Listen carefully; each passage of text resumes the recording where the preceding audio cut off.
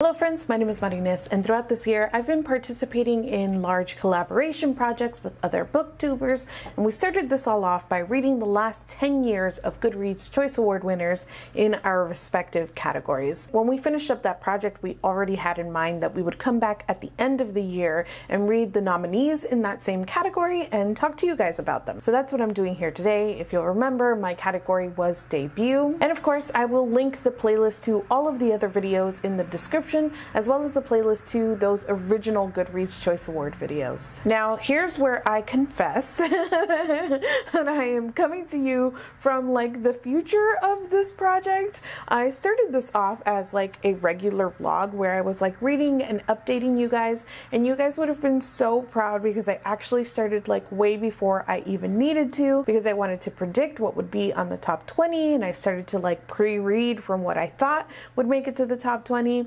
And then I swear this is not like a bit I'm doing where I start these projects and then I'm like scrambling to read 20 books in 2 days or whatever. But I'm also like, I don't know, I feel like my vlog projects are cursed because halfway through doing this, my company announced that they were doing a pretty significant layoff at the company. Yes, the job that I just started, my job is not effective for the time being, but I'm also the only person in HR, so the last couple of weeks have been really intense, not only emotionally, but from like a workload perspective. So I just haven't had a ton of reading time recently, or not as much as I typically have. Another thing that I captured organically in those original clips was that partway through this I was also launching my bindery, and that is my new membership page. So it basically works like a Patreon where you can pledge a monthly amount and you get access to exclusive content and to my Discord community. My bindery members also get to pick books for me to read, and of course I'm also working towards launching my own imprint. I'm super excited about that possibility, about building up this community enough where we get to the point where I can launch an imprint. I've been reviewing books online for so many years now, and you guys know how passionate I am about like good quality writing, about unique stories and like fresh takes and perspectives, and to be able to connect that to this project where I could be identifying and finding and publishing works is just kind of a dream come true. I know not everybody can support monetarily, but if you can and are willing to, if my work is important to you, if you enjoy my work, if I have ever taught you anything or anything along those lines, and you'd like to head over to my bindery page, I would absolutely appreciate that. Another function of my bindery is that it has like a bookshelf, so all of the books that I will be talking about in this video I will add to my bookshelf, so if there's anything that catches your eye that you would like to purchase, you can do so using my affiliate link. Another thing that happened is that I am participating in the St. Martin's Press boycott. For those of you guys that don't know, there was an employee of St. Martin's Press who posted some very racist and Islamophobic things on their personal account, and that person is on their marketing team. And the person who organized this boycott, her name is Lean, she connected that to some ways that she noticed a pattern in who was receiving opportunities through the influencer program. And when she brought all of this to St. Martin's Press, the response back from them was so incredibly dismissive and flippant. They completely dismissed her concerns and then also outright lied to her in some places in that original response. So this is an influencer and marketing boycott of St. Martin's Press. As readers, you're still more than free to purchase their books and read their books, but we're asking influencers to withhold their reviews, and the demands, as it were, of this boycott are just some accountability here from St. Martin's Press to basically talk to us about how we can, in good faith, continue this relationship and continue working together as an imprint and as influencers when they have basically condoned this behavior and these thoughts from their employee, particularly by not addressing the situation at all. It has been weeks and weeks, and St. Martin's Press has said absolutely nothing. Macmillan, their parent company, has said absolutely nothing, and it is so clear to me that they actually do not care at all about this. They don't care at all about their influencers and all of the unpaid labor that we do for them. They think that they can just ignore this and kind of get away with it, which has been their pattern so far. And at this point, I am prepared to never feature another St. Martin's Press title on my channel ever. And I promise you that as a Virgo, because at this point, I just don't understand how we're not even worth a well-considered response from this imprint. So there are St. Martin's Press titles up and down this list. You will see them listed as I'm doing my predictions and as I'm talking about the other books, and they're obviously featured as nominees, so you will see them here in this video as well, but I am refraining from reviewing any of them, and I know that's kind of sucky for like the nature of this project, but I'm standing with the boycott. So from this point, what you will see are my original clips predicting what would end up in the top 20, my reaction to the actual top 20, and some discussion about Goodreads Choice Awards and like how they end up with these nominees, a sort of reaction to the top 10, and then reviews for all of the books that are not St. Martin's Press titles in that top 10. At the end, I'll rank everything for you, talk about what actually won, and give you any final thoughts on this like class of nominees. And hopefully this won't be too late after the deadline. So basically, in order to put this together, I was just going through list of debuts in 2023 and verifying whether or not they were from debut authors. I also looked at things like Book of the Month and Jenna's Book Club and Good Morning America's Book Club to see what books they were highlighting, and I looked at Goodreads lists as well, and I noted some of the things that are mentioned in Goodreads eligibility rules for the Goodreads Choice Award. So these are books that have to have been published between November 16th, 2022 and November 14th, 2023. And at the time of launch, they have to have a rating of 3.5 or higher. I genuinely think that number of ratings and the rating are the most important things here. So I made a like nonsense formula. It honestly does not mean anything to take into account the number of ratings and the rating to score each of these books so that I could sort them from like most likely to less likely to be nominated. I have 44 books on this list. I have to whittle it down to 20. So the first thing I'm going to do is get rid of all of the books that have a lower than a 3.5 star rating. That's all of these, plus the Golden Spoon has a 3.51. And it's relatively popular, like not super close to the top of the list. So because I have to make some executive decisions here, I'm also going to get rid of the Golden Spoon. I feel like it's like close enough on the cusp that we're just gonna get rid of it. I decided I'm going to take the top 10 by my score. Then I'll take the next top 5 by popularity. Then I'm gonna take the next top 3 by rating, and I'm leaving myself a slot for 2 for some editorial decisions. It's gonna be hilarious when my 2 editorial decisions are like the ones that don't make it on this list, but you know. So that's top 10 here by score. Then I want the next 5 most popular, and that is 1, 2, 3, 4, 5. It's making me question if I got rid of the Golden Spoon a little too early with that 3.51. Ooh, is it gonna come back to haunt me? I'm sticking by it, but then I want the next 3 highest rated. Powerless is interesting. I think it's a self-published debut, but it's got a ridiculously high score. And where does that leave us? The Lost Bookshop, Adelaide, and Bonded by Thorns are the 3 that you think would be here based solely on my score that are not here. And then the one that I keep thinking might be on here, even though based purely on score, like it does not make sense, is Chain Gang All-Stars, because I feel like it's had so much like critical acclaim and hype as a debut that I know that I want to put this one as one of my editorial decisions. I know I just put these on because of their high score, but I'm like, how about if no? Yeah, how about if no?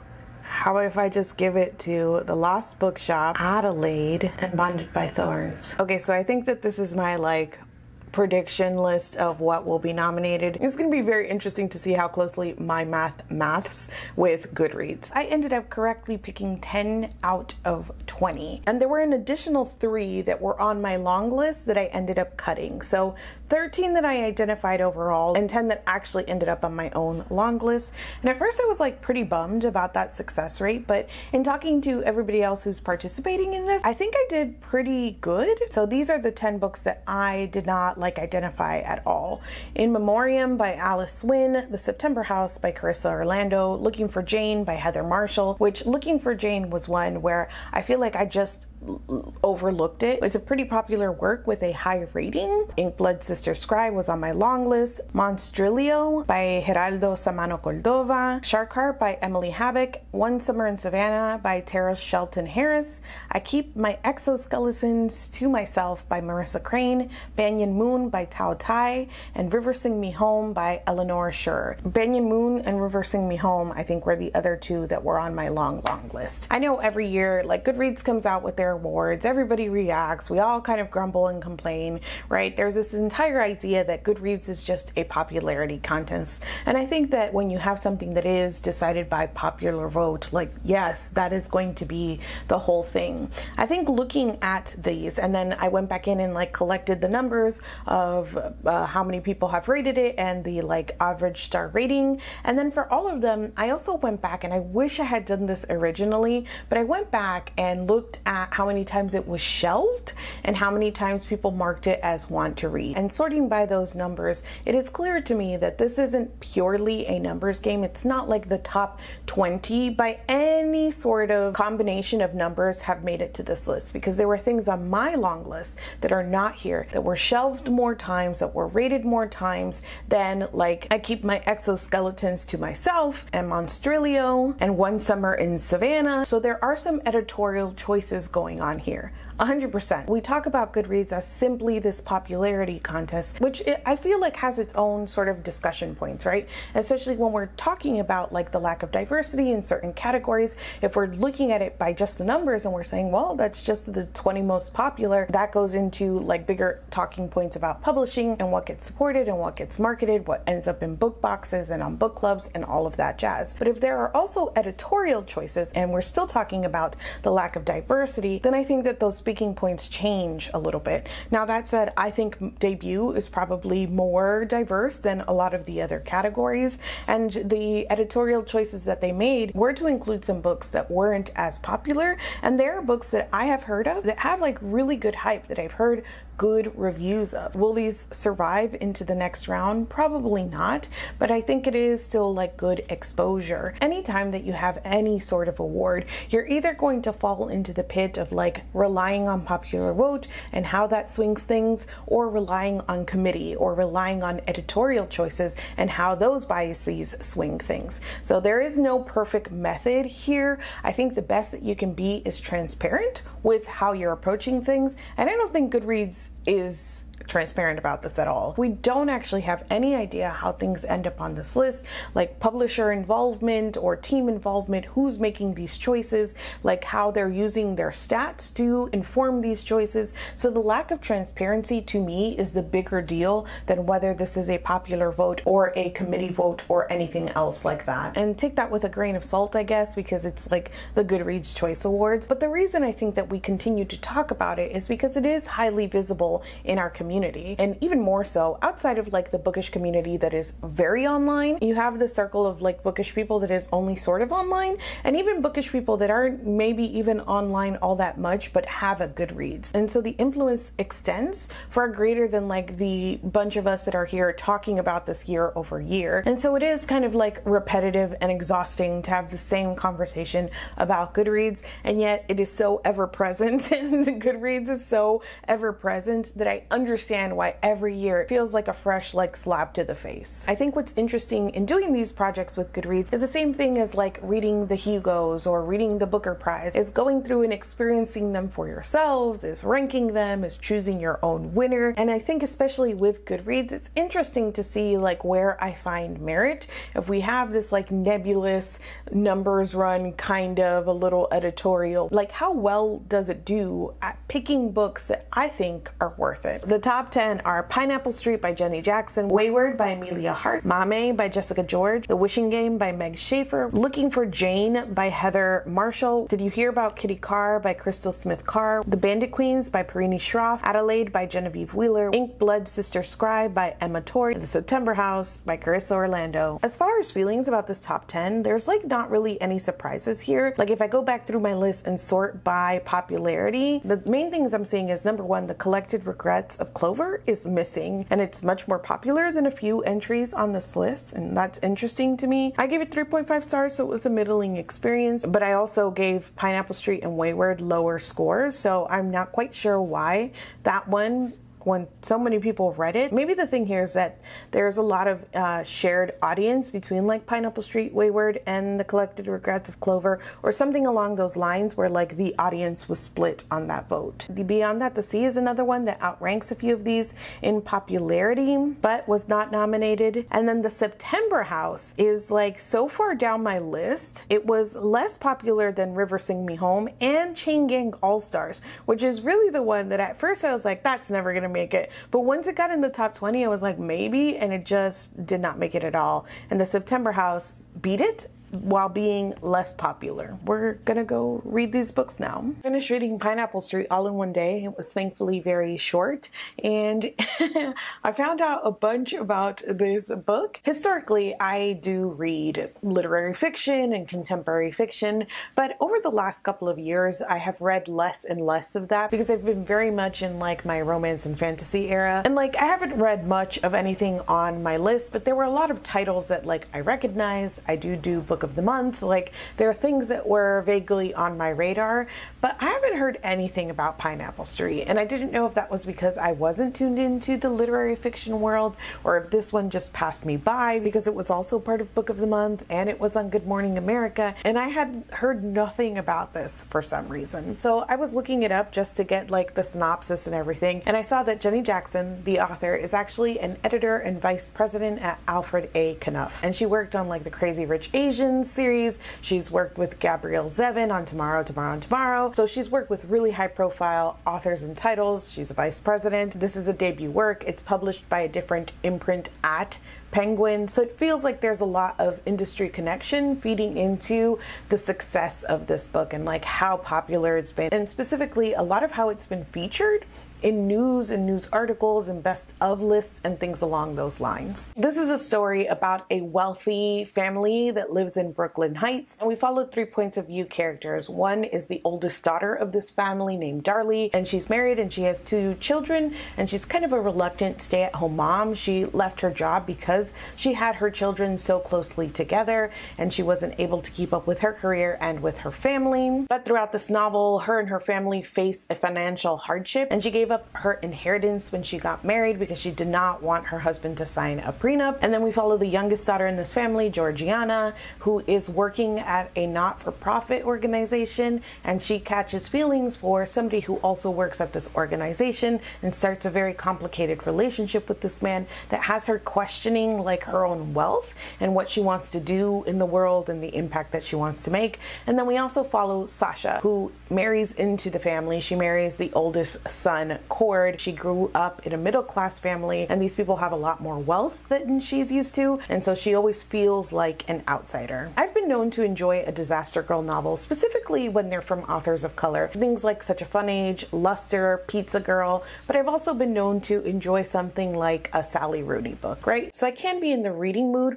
for that kind of character-driven story that is like watching a train wreck, and this feels like it's attempting that in a way. I think though that for a disaster girl novel to work, it has to feature something, right? And that is either like a character of change, somebody that you're seeing kind of reckon with their disaster lifestyle and undergo some kind of change. When you have a character-driven story, it can be propelled by that kind of arc, or it has to be fueled by some kind of like observational wit. It has to be saying something thematically, and specifically if it's not going to have a lot of plot or a lot of character growth, I want like layers of themes. I want something smart and sharp. For me, Pineapple Street did not meet those standards. And on top of that, we have a cast of characters that I personally did not have any sort of emotional entry point into. Like, it is a bunch of white rich people like kind of boo-hooing about their lives. And as I was reading, I kind of had a similar experience as I had when I was reading Corinne by Rebecca Morrow,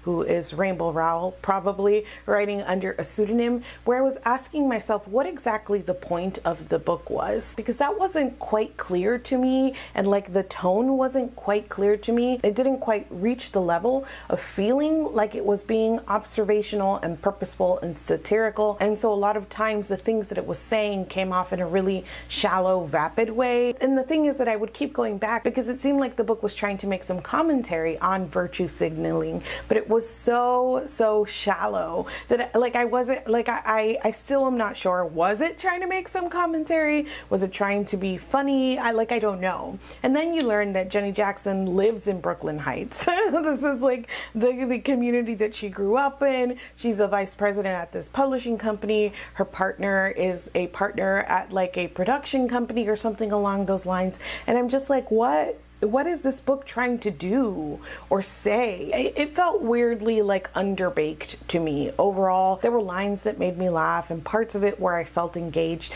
And I especially felt engaged when I thought that this was going to end in some sort of explosion. But I think the ending itself like really downgraded this in my feelings because it's kind of a happily ever after for all of the disaster people involved. And I think you're supposed to get the sense that our character of change did change. But where Georgiana ended at the end felt really like white saviory to me. Again, it just didn't have much depth and it didn't land, and it wasn't like particularly compelling or smart or any of those things. I thought maybe I would give this like a 3-star, but I also have a feeling that this isn't going to be particularly memorable. So it's like a 2.5 out of 5 stars. A wonderful start. Since I last saw you, I did finish reading The Wishing Game by Meg Schaffer, and this was okay.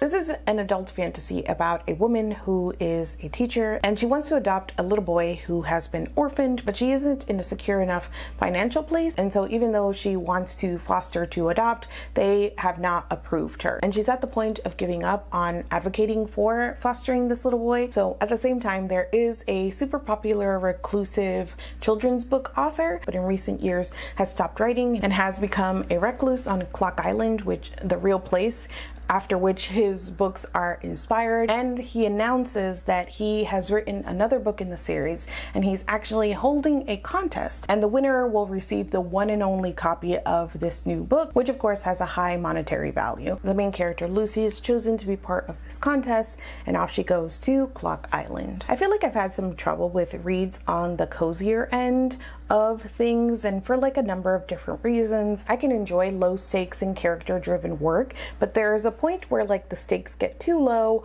or the plot gets too light and there isn't enough character work or enough character brightness to really carry it. And I feel like that's what happened to me with The Wishing Game. Like the characters were fine, the plot was fine, but they weren't anything incredibly memorable, which I think can be some of the appeal of cozy, is just like sort of like a pleasant experience.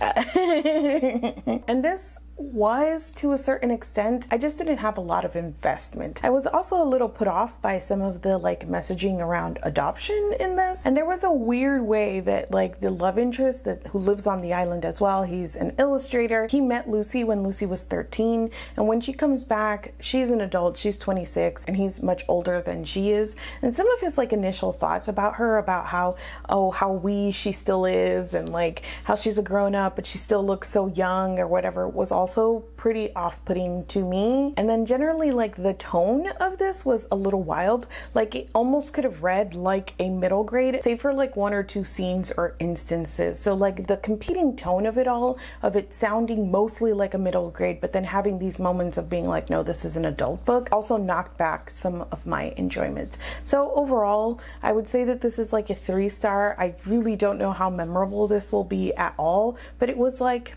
fine. The September House by Carissa Orlando is a mystery thriller horror about a couple that finds their dream house, and it is incredibly affordable, so they can't say no to the offer, even though this house has a less than stellar history and multiple people have died in this house. What they quickly find is that the house is in fact haunted, and every September the hauntings intensify, more and more ghosts appear, the walls start bleeding, and after a few Septembers the husband Hal says that he can't can't do this anymore, but the wife Margaret is determined to stay. It is her dream house. It was incredibly affordable, and she feels like she is finding ways to exist within and with the haunted house. Hal leaves, and then he also ends up going missing. So when their daughter finds out that the father is missing, she comes over to the house that she's never visited before to get to the bottom of what is going on. And meanwhile, Margaret is trying to keep the fact that this house is haunted from her daughter. I finished this book and I wasn't entirely sure like how I felt about it.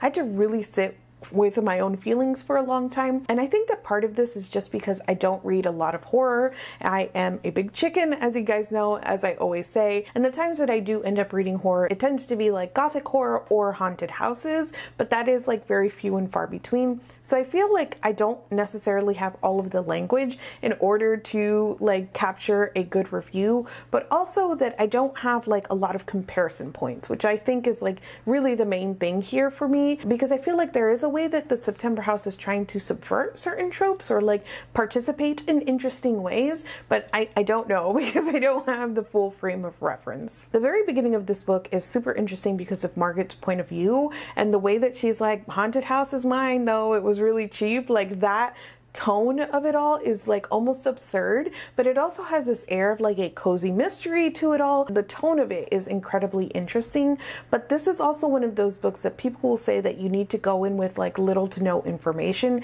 because you kind of figure something out about what actually is happening, and there's a like slight tonal shift there, just or like a reframing of the narrative, or Margaret is still like viewing things that way, but the way that you understand everything changes. And because of that, to me, things got like even more sinister. The things like the ghost I was laughing at in the beginning and all of the ways that like the haunting was treated were funny and absurd, and then suddenly I was like, oh,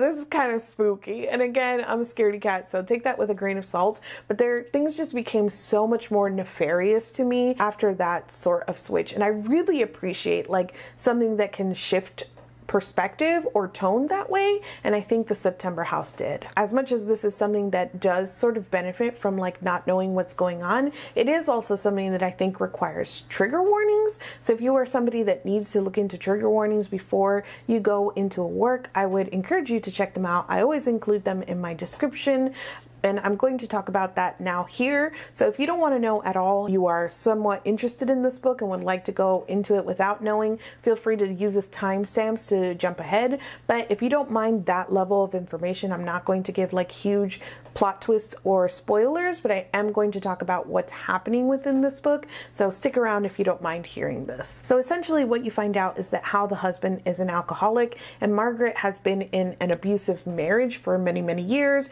and one that her daughter has witnessed. So when you learn that Margaret is in an abusive marriage, the metaphor becomes haunted house for abusive relationship, and like this idea of, well, why don't you just leave? And like Margaret's take on it in terms of the haunted house and in terms of the relationship becomes like a huge thematic piece of this, and one that I think is incredibly interesting. This is not something that I have personal experience with in terms of alcoholism or domestic violence, so I can't say that it was good or like well done, but I do think that it was compelling, and I do think that the haunted house lends itself very well to this sort of comparison. All of the ways that Margaret ritualizes and the rules that she sets up for herself I thought were really interesting, and the way that we kept flipping back and forth between like her applying that to this living situation and her applying that to her relationships. I think that one of the things that the author does to sort of emphasize this is use repetition. We get told things multiple times, and at first I think it was a way to emphasize that slight sort of shift in perspective or tone at the beginning, and so you start hearing things again and again, and you start realizing things aren't quite what they seem. But then it just got to be a little bit too much repetition for me, especially in some of the pieces of the plot and some of the descriptions, and it started to, I think, slow the book down overall. And there is an additional piece of mental health here that I am not entirely sure how I feel about. This is another place where I feel like there probably is sort of like a longer history or legacy of mental health in horror that I just don't have the context for. But in this place specifically, like, I don't know how I felt. Like, there's a moment where you're like, are things happening, or is she delusional? And it is not like delusional in a way that other people are perceiving her or society is placing that on her. There is like a history of delusion in her family. And so that piece of it gets introduced and gets resolved in a way that I'm not entirely sure what it was trying to say. And I think for that reason, I'm just kind of a little confused by that portion of it. This is also one that I'm like, other people read it and tell me how I feel because I'm not sure. But I will say it was interesting and it was compelling, and I read it pretty quickly. And this is the first book that really made me think about this category as the debut category. I think I was going through so many of the motions of like predicting and doing the project and reading and like all of it that I don't know, I didn't really stop to think about this as like the debut category. But Carissa Orlando and this book made me think about like, this is like a first sort of try, and like thinking about this as an author that I would want to read more from, and like would be curious to see if things got better or worse in like a second novel. It truly made me want to go back and think about each of these as a debut, and like especially because I feel like I've been hitting so many like 3-star experience or thereabouts. And so this category is interesting from the perspective of all of these authors very early in their publishing journeys. And so at the end, I'd like to reflect back on like what authors I'd be the most interested in reading a second book from. Ink Blood Sisters Scribe by Emma Terja is an adult fantasy novel about two half-sisters who grow up in this house that is also a library where the books are magic because they are written in blood. For the eldest sister, Esther, magic doesn't affect her, and for the younger sister, Joanna, she can hear magic. And when we meet them at the beginning of the story, they are estranged. Esther is bouncing around from place to place but can't stay in one place for more than a year for reasons we don't know, and Joanna is still at home with the books and protecting the library. The sisters have to come back together after their father dies suddenly and under mysterious circumstances. This was another incredibly frustrating one for me because it has so many things that should work really well for me. The premise is so delicious. All of the elements of the premise are just so intriguing to me, and I love works that explore sibling relationships, but especially sister relationships. I love a good sisters in fiction, and this kept like teasing me with like almost being exactly what I wanted, but not quite. I think my biggest complaint with this overall was that it was too slow. I found this so incredibly slow paced. It took forever to get where we were going. Like, we learned pretty immediately that Esther can't stay where she is, that she can only stay for like a year at a time in a certain place. Again, we don't know why, but we know that if she stays for longer, she's putting herself and others in danger. But it takes, I think, almost like 200 pages before Esther actually leaves the place that she's in. And so we just keep sort of sitting in these like introductory plot points for entirely way too long. And because we're bouncing between perspectives between the two sisters and the scribe at another library, it just adds on to this like very slow pace. And unfortunately for me, the character work and the setting work wasn't strong enough to make up for that. Like, it's fine if you're going slow on the pace, but there needs to be something else to sort of hook me, and it wasn't quite there for me. Like, the vibes were almost there, but this wasn't like lush and descriptive, and the characters were almost there. Like, I had some feelings for them, but I wouldn't say that they were standout in the way that they needed to be to counterbalance the slowness of the plot. Everything does pick up considerably towards the end, but everything that happens is also like what you would expect. Felt very predictable to me. I think that this is like perfectly fine. It is not as bad as it's sitting in my feelings, but it's sitting that way because this was, again, just a collection of things that could have been perfect for me. This ended up just being not quite as interesting as the premise and a little bit too slow for my taste. I kind of want to say 3 out of 5 stars. That's where my like enjoyment is sitting, but I also want to acknowledge that it's like slightly better quality wise than some of the other stuff on this list. So I'm like leaning towards 3.5 out of 5 stars. We're nearing the end here. I don't even want to tell you like what day this is.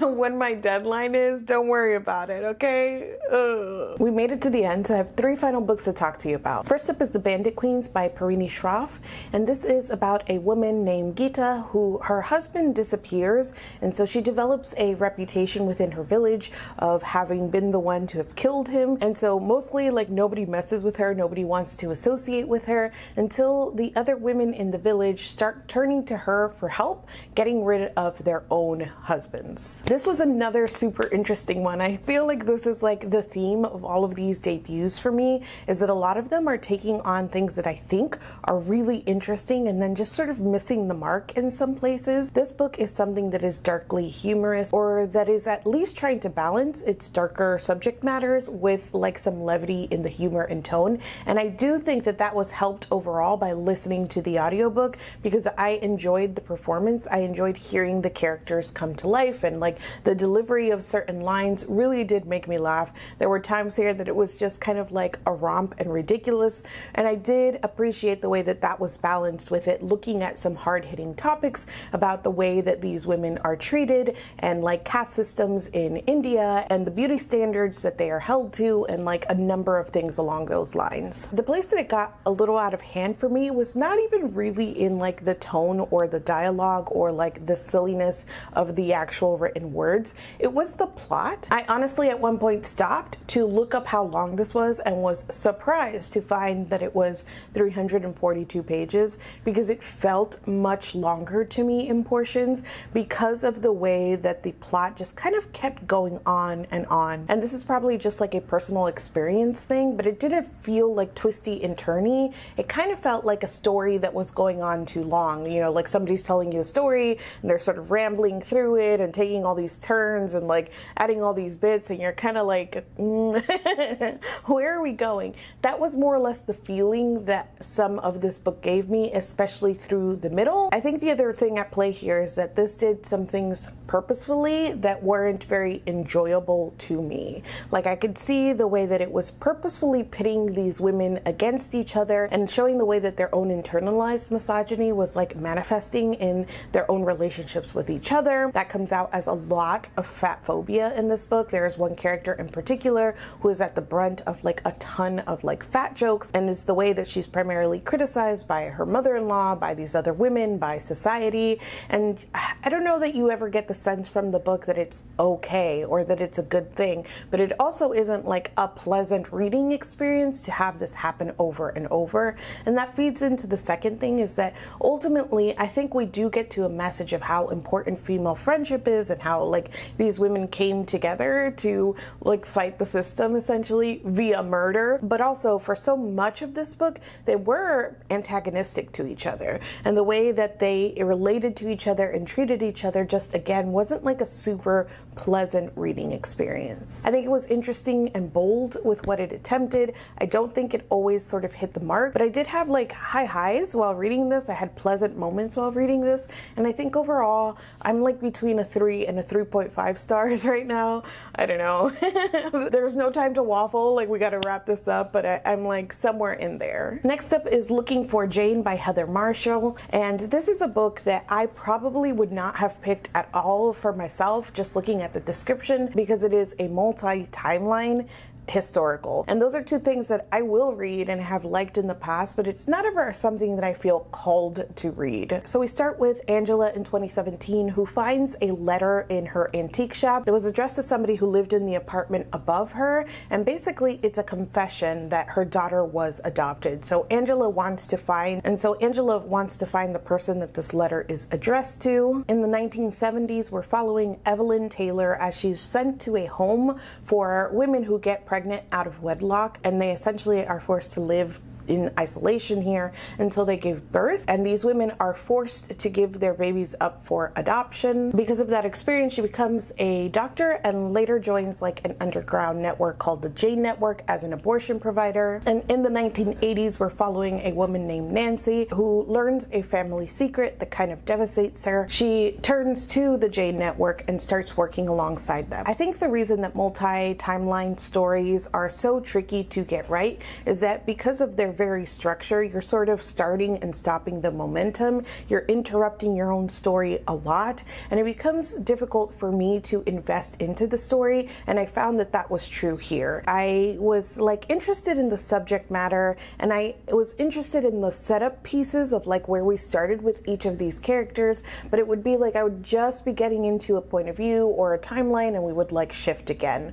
And so it took a little while for me to get into it, but by the second half of the book, I was interested in like putting all of the pieces together. The politics and the messaging is rather on the nose, but I think it is pretty well balanced with the character work and like getting you invested in these three characters. I think ultimately the thing that held this book back for me was the writing. Peppered in throughout the writing was some dialogue that was rather stilted and some comparisons and descriptions that felt like they were trying to be flowery, but that often came across a little awkward to me instead. I wouldn't say or set you up with the expectation of like a twist here, but there are like revelations, there's information that you gain as you go along, and I would say that a lot of it felt rather predictable, but I didn't feel like the book thought that it was like pulling one over on you. I think it was like leading you there all along, and it did that effectively because we got there and I was like, ah yes, I saw the clues. For me, this another like 3.5 star rating is like one part thinking that there were some debut weaknesses here, especially in the writing, but also recognizing that like the multi-timeline historical pieces weren't entirely for me, and those things typically have to be done like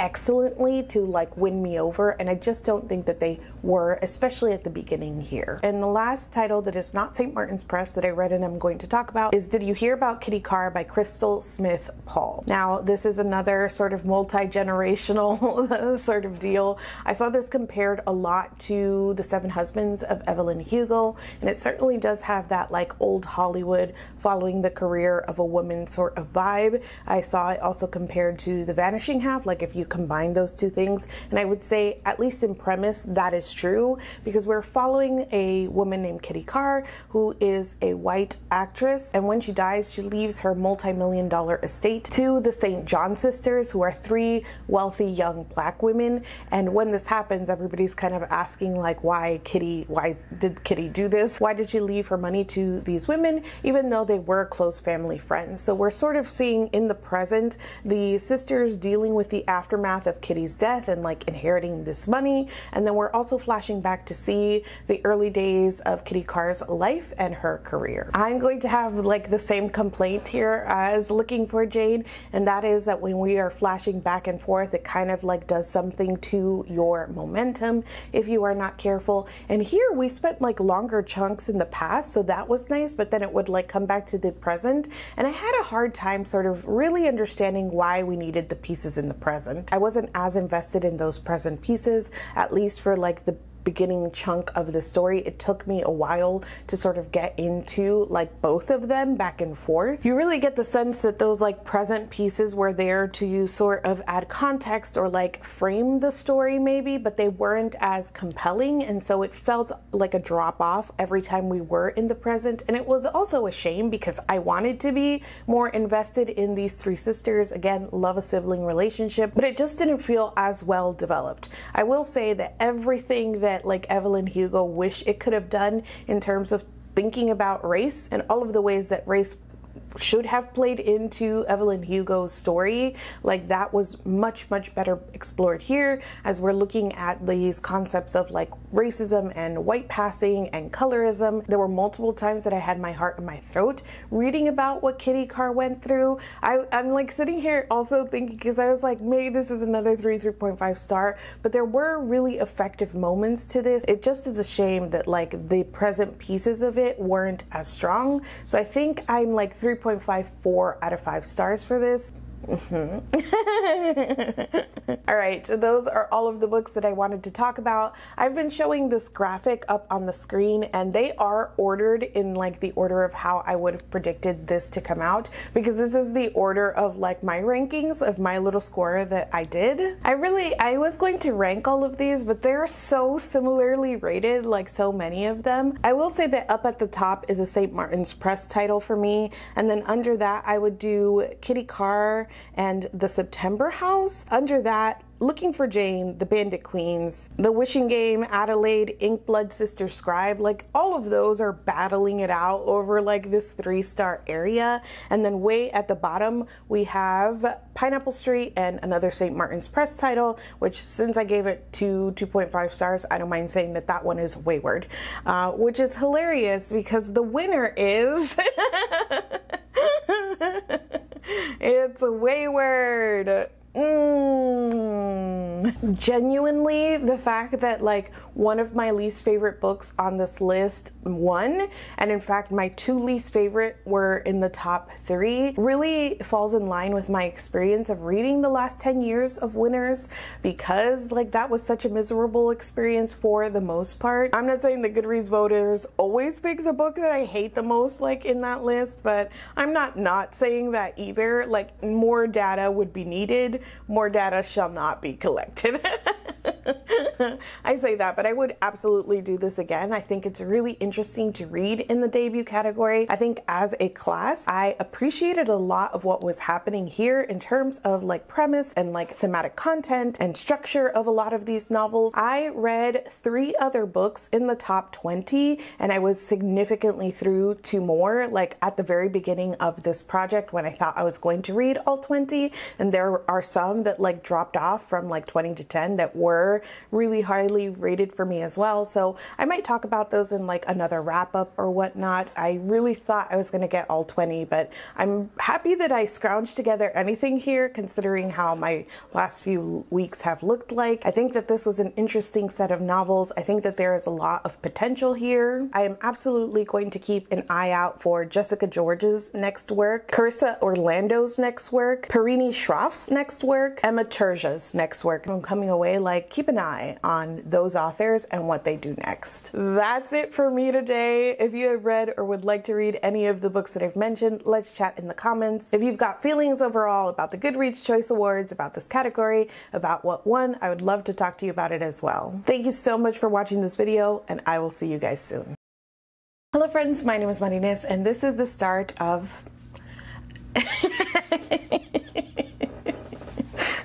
I think that's it. I know that as soon as I finish recording, I'm going to think of like 17 different things I wanted to say, but the deadline is like, you'll be seeing this soon. I gotta drop these final clips and start uploading, so